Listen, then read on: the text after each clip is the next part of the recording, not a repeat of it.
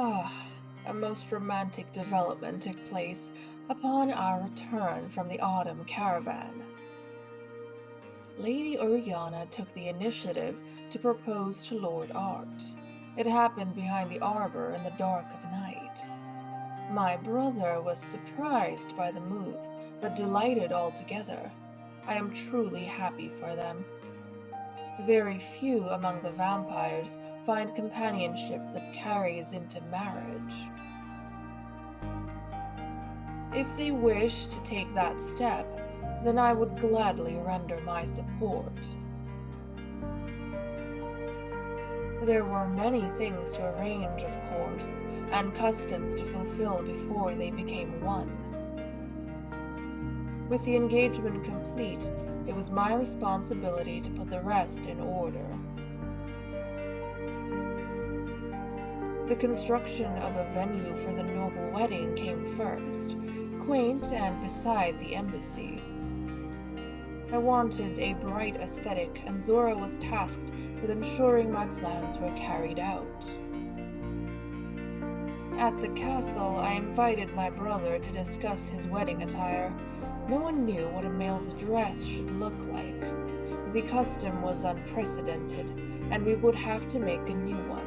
I studied art carefully. I had some black fabrics in mind, and got my royal tailors to work at once. Likewise, Oriana's gown had to be made. For that, I took the scholar's preferences into account. Soon the day of the wedding arrived. The noble couple were brimming with excitement. Art arrived at the castle to travel with the wedding party. I was pleased to see him in his new dress.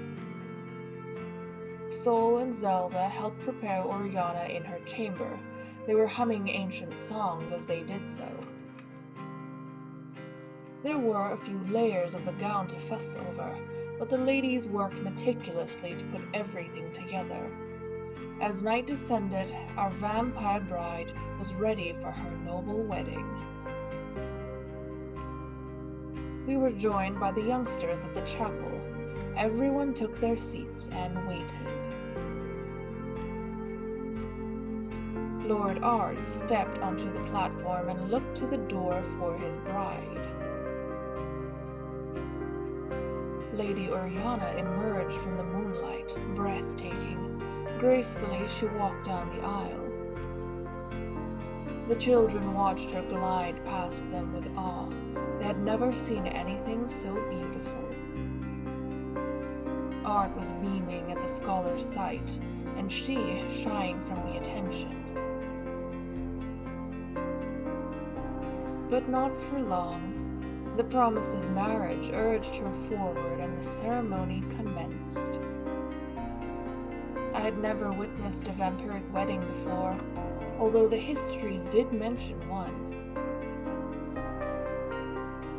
Between Lady Kalirana and Lady Ambrosia Darkreign, it felt dreamlike in reality. At the ceremony's completion, the noble couple were taken outside for their wedding portraits. Lady Zora took charge of the matter, one for Castle Wisteria and one for the Willow Creek Embassy. And finally, the most important part of their union, an exchange of surnames as customary. I announced the new lord and lady, Art Selenox and Oriana Noxar.